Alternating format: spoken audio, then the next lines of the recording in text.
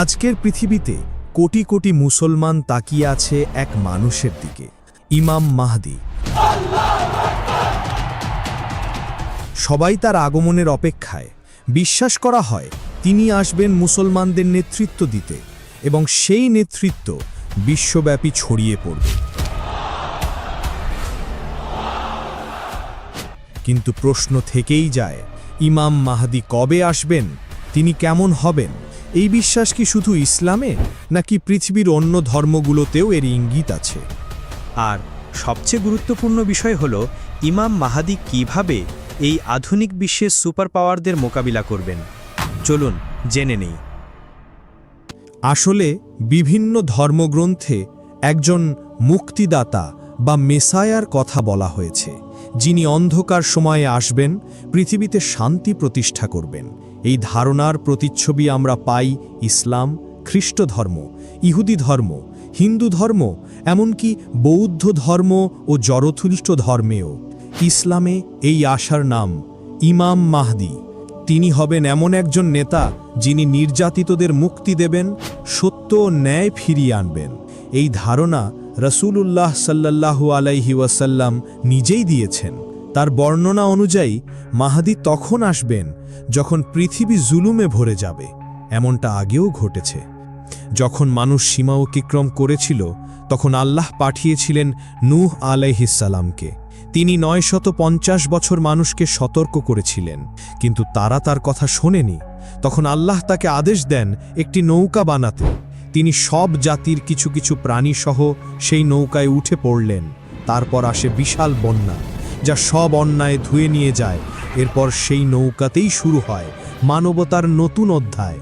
এরপর বহু বছর পরে যখন মানুষ আবার মূর্তি পূজায় জড়িয়ে পড়ল, তখন এলেন ইব্রাহিম আলাইহিস সালাম। তিনি একাই দাঁড়ালেন পুরো জাতির বিপক্ষে। তিনি বললেন, আল্লাহ ছাড়া কেউই উপাসনার যোগ্য নয়। এই ধারাবাহিকতায় এলেন মূসা আলাইহিস সালাম। তার সময় ফেরাউন মিশরের রাজা ছিল, যিনি বনি ইসরাইলদের দাসে পরিণত করেছিলেন। অনেক বছর পরে আল্লাহ হযরত মূসাকে পাঠালেন। তিনি ফেরাউনকে চ্যালেঞ্জ করলেন এবং একদিন তার নেতৃত্বে বনি ইসরাইল দাসত্ব থেকে মুক্তি পেল। এরপর এলেন ঈসা আলাইহিস সালাম। এক দুর্নীতিগ্রস্ত সময়ে ইহুদি ধর্মগুরুরা তখন ধর্মকে ব্যবসার পণ্য বানিয়ে ফেলেছিল। ইসরায়েলের লোকেরা অপেক্ষা করছিল একজন মসিহ বা ত্রাণকর্তার, যার কথা তাদের ধর্মগ্রন্থে ছিল। সেই মসিহ ছিলেন ঈসা আলাইহিস সালাম। কিন্তু তখনকার শাসকরা ও ধর্মগুরুরা তার বিরুদ্ধে ষড়যন্ত্র করে। আল্লাহ তাকে রক্ষা করেন এবং তুলে নেন আসমানে। ঠিক যেমন সেই সময় মানুষ একজন মুক্তিদাতার অপেক্ষা করছিল, আজও মুসলমানরা অপেক্ষা করছে ইমাম মাহদীর জন্য। আজকের পৃথিবী অস্থির। যেদিকেই তাকাই দেখি অন্যায়, যুদ্ধ আর বিভ্রান্তি। মানুষ যেন দিন দিন হারিয়ে ফেলছে মানবতা, মমতা এবং সত্যের পথ। এমন সময়ে কোটি কোটি মুসলিমের চোখ খুঁজে ফেরে একজনের দিকে। তিনি হলেন ইমাম মাহদী। অনেকে বলেন তিনি আসবেন খুব শিগগিরই। তিনি হবেন সেই নেতা যিনি সমস্ত অন্যায়কে থামিয়ে পৃথিবীতে প্রতিষ্ঠা করবেন ন্যায় বিচার। তিনি মুসলিমদের ঐক্যবদ্ধ করবেন, তাদের নেতৃত্ব দেবেন এবং অবশেষে সত্যকে প্রতিষ্ঠা করবেন সারা পৃথিবীতে। কিন্তু প্রশ্ন হচ্ছে, ইমাম মাহদী কে? তিনি কি কেবল ইসলামী ধারণা, নাকি পৃথিবীর অন্যান্য ধর্মেও তার আগমনের ভবিষ্যৎবাণী করা হয়েছে? আসলে আশ্চর্যের বিষয় হল, দুনিয়ার প্রায় সব বড় বড় ধর্মেই আছে একজন মুক্তিদাতার ধারণা। ইহুদি ধর্মে তিনি মসিহা, খ্রিস্ট ধর্মে তিনি দ্বিতীয়বার আগত যিশু, হিন্দু ধর্মে তিনি কল্কি অবতার, বৌদ্ধ ধর্মে তিনি মৈত্রেয় বুদ্ধ, জরাধুস্ত্র ধর্মে বলা হয়েছে একজন ত্রাণকর্তার কথা, যিনি শেষ সময়ে এসে অশুভ শক্তিকে ধ্বংস করবেন। এমনকি প্রাচীন মিশর মেসোপটেমিয়ার ধর্মেও এ ধরনের একজন নেতার ভবিষ্যৎবাণী পাওয়া যায়। এইসব বিশ্বাসগুলো একসাথে রাখলে দেখা যায় পৃথিবীর মানুষ যুগে যুগে একজন আদর্শ নেতার প্রত্যাশায় ছিল, যিনি সত্য ও শান্তি ফিরিয়ে দেবেন। আর ইসলাম বলে এই মানুষটিই হবেন ইমাম মাহদী। ইসলামী হাদিসে বলা হয়েছে, যখন পৃথিবী অন্যায়ে ছেয়ে যাবে, যখন শক্তিশালী লোকেরা দুর্বলদের উপর জুলুম করবে, যখন মুসলিমরা বিভক্ত হবে, রাষ্ট্র হারাবে, নেতৃত্ব হারাবে, তখন আল্লাহ পাঠাবেন মাহদিকে। তিনি হবেন রাসূলুল্লাহ সাল্লাল্লাহু আলাইহি ওয়াসাল্লামের বংশধর, মদিনারই একজন, যিনি হিজাজ থেকে হঠাৎ আবির্ভূত হবেন। কিন্তু প্রথমে মানুষ তাকে চিনবে না। তিনি নিজেও নিজেকে নেতা হিসাবে দাবি করবেন না। কিন্তু যখন কাবা শরীফে এক অলৌকিক ঘটনার মাধ্যমে কিছু মানুষ তার হাতে বাইয়াত বা আনুগত্য দেবে, তখনই শুরু হবে নতুন এক ইতিহাস। ইসলামের হাদিসে উল্লেখ আছে, এই বাইয়াত দেবেন ৩১৩ জন বিশেষ মানুষ। তারা হবে দুনিয়ার নানা প্রান্ত থেকে আসা। তারা বুদ্ধিমান, সাহসী, নির্ভীক ও ঈমানদার। এই দলটির হাত ধরেই ইমাম মাহদির নেতৃত্বে গড়ে উঠবে এমন একটি সেনাবাহিনী, যা শুধু মুসলমানদের নয়, সমগ্র মানবজাতির মুক্তির কারণ হবে। আজ আমরা দেখছি ফিলিস্তিন, Syria, Yemen, Kashmir, Afghanistan, Iraq, যেখানেই মুসলমানরা আছে সেখানেই চলছে দমনপীড়ন। রাষ্ট্রগুলি ভেঙে পড়ছে, মুসলিম নেতৃত্ব দুর্বল, আর মিডিয়া ভুল তথ্য ছড়িয়ে জনগণকে বিভ্রান্ত করছে। পৃথিবীর ইতিহাসে কিছু সময় আসে যখন অন্ধকার এত গভীর হয়, যখন মানবতা ভুলে যায় দয়া, সততা আর ন্যায়ের কথা। তখনই আল্লাহ পাঠান তার একজন নির্বাচিত প্রতিনিধি। আর এখন আমরা কি সেই সময়ের দ্বারপ্রান্তে দাঁড়িয়ে? চতুর্দিকে শুধু যুদ্ধ, দুর্নীতি, নিপীড়ন আর বিভ্রান্তি। ফিলিস্তিনের শিশুদের ওপর বোমা পড়ে, সিরিয়ায় নাগরিকদের ঘরবাড়ি ধ্বংস হয়ে যায়, ইয়েমেনে অনাহারে মানুষ মরছে, কাশ্মীরে মানুষ তাদের পরিচয় হারাচ্ছে, ইরাক ও আফগানিস্তানে যুদ্ধ যেন শেষই হচ্ছে না। একটা সময় ছিল যখন এসব ছিল রাজনৈতিক সমস্যা, কিন্তু এখন অনেকেই বলছেন এই ঘটনাগুলো ইমাম মাহদির আগমনের পূর্ব লক্ষণ হতে পারে। এখন যদি তাকাই আজকের বাস্তবতায়, দেখি মুসলিম রাষ্ট্রগুলো দুর্বল, তাদের অনেকেই পশ্চিমা শক্তির অধীনে চলছে। পেট্রোল ডলারের বাজারে বিক্রি হয়ে যাচ্ছে ধর্ম। আরব দেশের কিছু সরকার ইসরায়েলের সঙ্গে হাত মিলিয়েছে, আর ফিলিস্তিনের বাচ্চারা মরছে সেই বোমায়, যার জ্বালানি তারা নিজেরাই বিক্রি করেছে। ইসলামী ভবিষ্যৎবাণীতে আরও বলা হয়েছে, মাহদির আগমনের সময় মুসলিমদের অবস্থা হবে এমন, যেখানে তারা দুনিয়ার সবচেয়ে দুর্বল আর বিভ্রান্ত জাতি হবে। মুসলমানদের বিরুদ্ধে একজোট হবে অনেক নাতি। ঠিক যেমন একটি থালায় অনেক লোক একসঙ্গে খেতে আসে, তেমনি দুনিয়ার সব শক্তিধর দেশ মুসলিমদের ওপর ঝাঁপিয়ে পড়বে। রাসূল সাল্লাল্লাহু আলাইহি ওয়াসাল্লাম আরও বলেছেন, সেই সময় ঈমান থাকবে খুবই দুর্লভ। সকালে কেউ মুমিন থাকবে, সন্ধে এসে হয়ে যাবে মুনাফিক। এমনটাই কি হচ্ছে আমাদের চারপাশে? আমরা কি দেখছি না, যেখানে মিডিয়া সত্যকে মিথ্যা বানায় আর মিথ্যাকে তুলে ধরে বীর হিসেবে? এই অস্থিরতার মাঝেই কিছু আলামতের কথা বলা হয়েছে। একজন আরব রাজার মৃত্যু, কাবা শরীফের সামনে এক সৎ মানুষের শহীদ হওয়া, সিরিয়ায় গৃহযুদ্ধ, ইয়েমেন থেকে একজন মানুষ সঠিক পথে ডাকার জন্য উঠে দাঁড়ানো, আর একটি ভয়ঙ্কর আগুন যা পূর্ব দিক থেকে বেরোবে এবং 3 রাত ধরে আকাশে দেখা যাবে।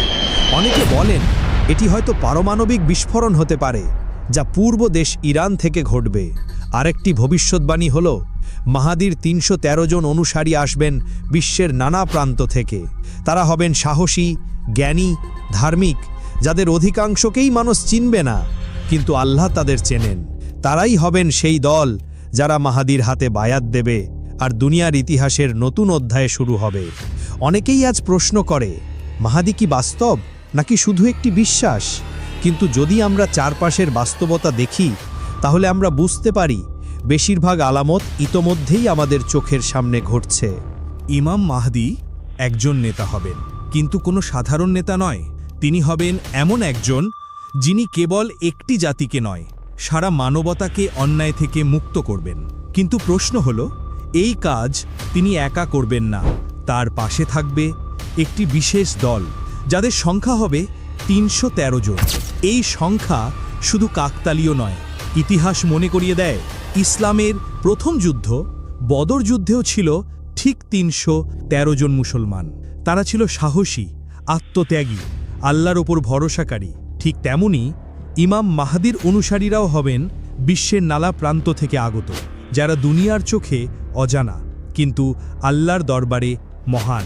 তাদের কেউ হবে সেনাপতি, কেউ হবে দার্শনিক, কেউ হবে পণ্ডিত, কিন্তু সকলেই থাকবে এক ঈমান, এক লক্ষ্য, এক নেতৃত্বে। হাদিস অনুযায়ী এই অনুসারীরা কাবা শরীফের সামনে ইমাম মাহেদির হাতে বায়াত দেবে। তখন থেকেই গড়ে উঠবে এক নতুন বাহিনী, যা অন্যায় ও দানবীয় শক্তির বিরুদ্ধে রুখে দাঁড়াবে। এই বাহিনীর মূল ঘাঁটি কোথায় হবে? এখানেই আসে আরেকটি গুরুত্বপূর্ণ ইঙ্গিত, খোরাসান। রাসূলুল্লাহ সাল্লাল্লাহু আলাইহি ওয়াসাল্লাম বলেছেন, খোরাসান থেকে কালো পতাকা উঠবে। সেই পতাকা সেনারা কেউ থামবে না যতক্ষণ না তারা মাহাদির হাতে সেই পতাকা তুলে দেয়। এই খোরাসান অঞ্চল বর্তমানে অবস্থিত আফগানিস্তান, ইরান, পূর্ব তুর্কমেনিস্তান এবং পাকিস্তানের কিছু অংশে। আজকের দিনে এই অঞ্চল সবচেয়ে বেশি উত্তপ্ত। যুদ্ধ, দখল, বাইরের হস্তক্ষেপ সবকিছুই চলছে এখানে। কিন্তু একটা দেশ আছে যে খোরাসানের দাবিদার এবং একই সাথে ইমাম মাহাদির আগমনের অপেক্ষায় সবচেয়ে সরব। সে দেশ হল ইরান।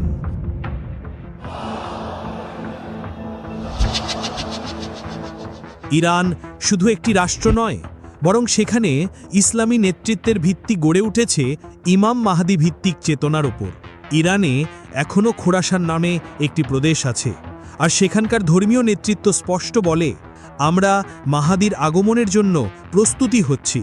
ইরানের রেভলিউশনারি গার্ড সহ বহু মিলিশিয়া বাহিনী বিশ্বাস করে তাদের দায়িত্ব হল মাহাদির পথ পরিষ্কার করা। বিশ্ব রাজনীতিতে ইরান একমাত্র মুসলিম দেশ যে প্রকাশ্যে আমেরিকা ও ইসরায়েলের বিরুদ্ধে দাঁড়িয়ে গেছে। তাদের সামরিক শক্তি দিন দিন বাড়ছে এবং পারমাণবিক শক্তি অর্জনের দিকেও তারা এগিয়ে যাচ্ছে। এই কারণেই পশ্চিমারা ইরানকে আজ বিপজ্জনক রাষ্ট্র হিসাবে চিহ্নিত করে। What's the greatest threat right now that Israel faces? Iran. You want the three threats? Give me the three threats. Iran, Iran, Iran. And everything should be done to prevent Iran, the world's most dangerous regime, from developing the world's most dangerous weapons. কিন্তু মুসলিমদের একাংশ মনে করে এই শক্তি ভবিষ্যতে ইমাম মাহাদির রক্ষণ শক্তিতে রূপান্তরিত হবে। অন্যদিকে সৌদি আরব ও বেশিরভাগ আরব রাষ্ট্র আজ পশ্চিমা শক্তির ঘনিষ্ঠ মিত্র। তাদের অধিকাংশ রাষ্ট্রে এখনও রাজতন্ত্র চলছে। তারা ইসরায়েলের সঙ্গে অর্থনৈতিক ও রাজনৈতিক সম্পর্ক গড়ে তুলেছে। এমন পরিস্থিতিতে কেউ কেউ বলছে ইরান হতে পারে সেই কেন্দ্রীয় স্থান যেখান থেকে ইমাম মাহাদির জন্য আসবে প্রথম প্রতিরোধ। সুতরাং ইমাম মাহাদির ৩১৩ সাহাবী, খোরাসানের কালো পতাকা, ইরানের প্রস্তুতি সব মিলে তৈরি হচ্ছে এক মহা অধ্যায়ের সূচনা। পৃথিবীতে যখন সত্যের আলো ফুটে ওঠে, তখনই তার বিপরীতে জেগে ওঠে অন্ধকারের শক্তি। ইমাম মাহাদির আগমন যেমন আল্লাহর রহমত, তেমনি তার সামনে দাঁড়াবে এমন একজন শত্রু যে হবে জুলুম, অন্যায় আর ফেতনার প্রতীক। ইসলামী ভবিষ্যৎবাণীতে এই শত্রুর নাম সুফিয়ানি। কে এই সুফিয়ানি? হাদিস অনুযায়ী তিনি হবেন সিরিয়ার একজন নেতা, যিনি আবু সুফিয়ান ও মুয়াবিয়ার বংশধর। তার মুখ হবে লালচে, চোখে শয়তানি রাগ, গায়ে হালকা চুল, আর তার মুখে থাকবে বিশেষ একটি দাগ বা চিহ্ন। তাকে ঘিরে থাকবে ভয়াবহ হিংস্রতা। তিনি ধ্বংস করবেন মসজিদ, হত্যা করবেন নিরীহ মানুষ, বিশেষ করে আহলে বাইতের অনুসারীদের। ইমাম আলী আলাইহিস সালাম ও ইমাম জাফর সাদিক আলাইহিস সালাম হাদিসে বলেছেন, সুফিয়ানি অবশ্যই আসবে। তার আগমন হবে ইমাম মাহাদির আগমনের প্রায় ১৫ মাস আগে। তিনি সিরিয়ার ভিতর গৃহযুদ্ধের সুযোগ নিয়ে ক্ষমতায় আসবেন। সেই গৃহযুদ্ধ হবে এতটাই বিভীষিকাময় যেখানে নারী, শিশু, নিরপরাধ সবাই নিহত হবে। তিনি শুধু সিরিয়া নয়, ইরাকের ওপরও আক্রমণ চালাবেন। কুফা শহরে ঢুকে সেখানে ব্যাপক রক্তপাত ঘটাবেন। এখন প্রশ্ন হচ্ছে, এই সুফিয়ানি কি আজকের পৃথিবীতে উঠে এসেছে? সিরিয়ায় বিগত বছরগুলোতে যে গৃহযুদ্ধ চলছে, যেখানে বহু দল একে অপরের বিরুদ্ধে লড়ছে, আর যেখানে বড় বড় শক্তিধর দেশও হস্তক্ষেপ করছে, It is time to end this brutal civil war. Full-scale civil war. Dragged into civil war to escape the civil war. অনেকেই মনে করেন এই অবস্থাই ভবিষ্যৎবাণীর সেই ভূমি। বিভিন্ন সময়ে কিছু নেতার নাম উঠেছে যারা হিংস্র, নিষ্ঠুর এবং পশ্চিমা শক্তির মদতপুষ্ট। তাদের কেউ কেউ হতে পারেন সেই সুফিয়ানি অথবা তার পূর্বসূরি। হাদিসে আরও বলা হয়েছে সুফিয়ানি তার সেনাবাহিনী পাঠাবে মাহদির বিরুদ্ধে। এই বাহিনী যাবে মক্কার দিকে, যেখানে ইমাম মাহাদি তখনও নিজেকে প্রকাশ করেননি।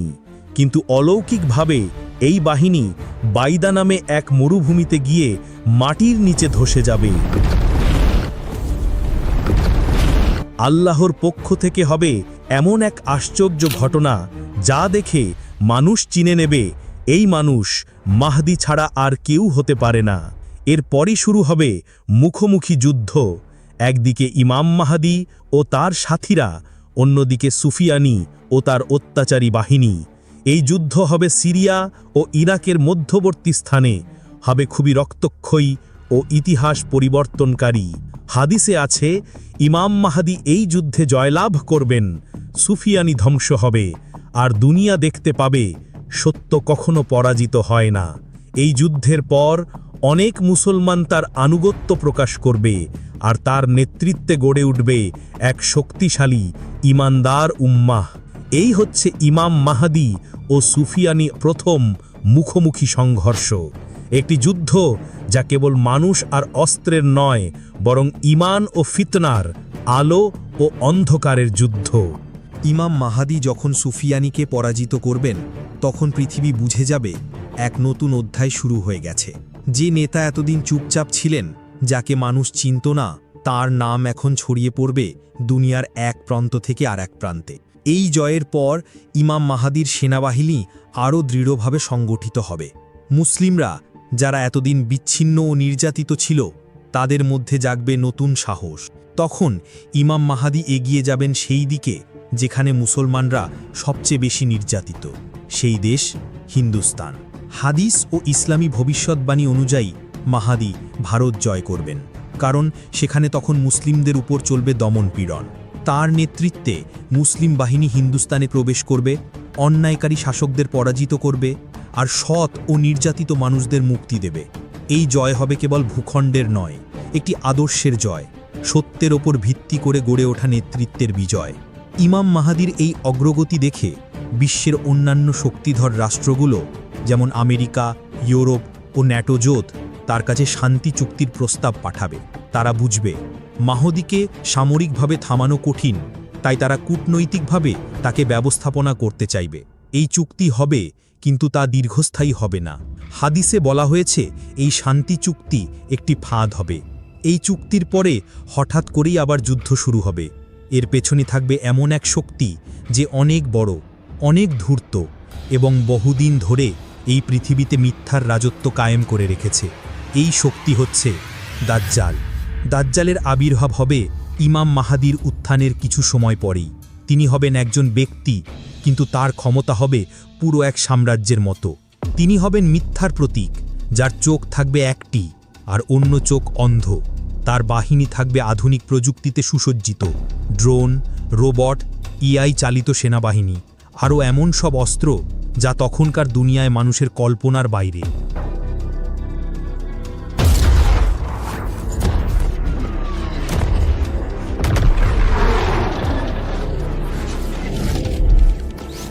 এই যুদ্ধ হবে ইতিহাসের সবচেয়ে বড় যুদ্ধগুলোর একটি। এর নাম মালহামা আল কুবরা। মুসলিমদের সেনারা দুনিয়ার নানা প্রান্ত থেকে একত্রিত হবে। কেউ সিরিয়া থেকে, কেউ ইরান, কেউ পাকিস্তান, কেউ তুরস্ক। তারা সবাই মিলিত হবে মাহাদির সেনাবাহিনীতে। আর দাজ্জালের পক্ষে থাকবে আধুনিক সামরিক জোট, অর্থনৈতিক সাম্রাজ্য, মিডিয়া প্রোপাগান্ডা, এমনকি কিছু মুসলিম দেশও যারা তখন সত্য থেকে মুখ ফিরিয়ে নেবে। এই যুদ্ধ শুরু হবে মধ্যপ্রাচ্যে, বিশেষ করে সিরিয়া ও তুরস্কের সীমান্তে। হাদিসে আছে এই যুদ্ধ হবে এত বড় যেখানে মুসলিম বাহিনীর 3 ভাগের 1 ভাগ শহীদ হবে, 1 ভাগ পিছু হটবে, আর 1 ভাগ বিজয় লাভ করবে। এটাই হবে সেই বাহিনী যা এগিয়ে যাবে কনস্ট্যান্টিনোপল, অর্থাৎ আজকের ইস্তানবুল জয় করতে। এখানে এসে ইমাম মাহাদির অভিযান আর একটি সাধারণ বিজয় নয়, এটি হয়ে উঠবে এক বিশ্ব পর্যায়ের পরিবর্তনের ঘোষণা, একটি নতুন বিশ্ব ব্যবস্থার সূচনা। দুনিয়ার ইতিহাসে এমন কিছু মুহূর্ত আছে যা শুধু একটি যুদ্ধ নয়, বরং সত্য ও মিথ্যার মধ্যে চূড়ান্ত সিদ্ধান্তের সময়। ইমাম মাহাদির সময় ঠিক এমন এক সময় আসবে যখন দুনিয়ার সবচেয়ে ধূর্ত ও ধ্বংসাত্মক প্রতিপক্ষ আবির্ভূত হবে। তার নাম দাজ্জাল। দাজ্জাল মানে প্রতারক, মিথ্যাবাদী। তিনিই হবেন সেই ফিতনার উৎস, যিনি নিজেকে মাসিহ দাবি করবেন, মানুষকে বিভ্রান্ত করবেন, এমনকি অনেককে বলবেন আমি তোমাদের প্রভু। হাদিসে দাজ্জালের বিবরণ খুবই স্পষ্ট। তিনি হবেন একচোখা, এক চোখ অন্ধ, অন্য চোখে উজ্জ্বল দৃষ্টি। তার বাহিনী হবে বিশাল, প্রযুক্তিতে সজ্জিত, এমন সব অস্ত্র ব্যবহার করবে যা মানুষ আগে কল্পনাও করেনি। তিনি বৃষ্টি থামাতে পারবেন, শস্য বন্ধ করতে পারবেন, এমনকি এক শহরকে বাঁচিয়ে আরেক শহরকে ধ্বংসও করতে পারবেন।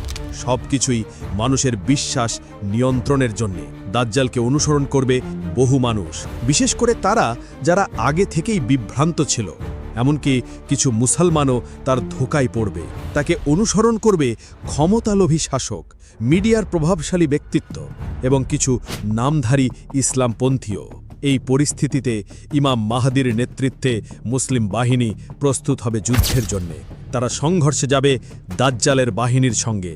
কিন্তু এই যুদ্ধ হবে এত বড়, এত ভয়াবহ, যেখানে দুনিয়ার ইতিহাসের সবচেয়ে রক্তাক্ত অধ্যায় রচিত হবে।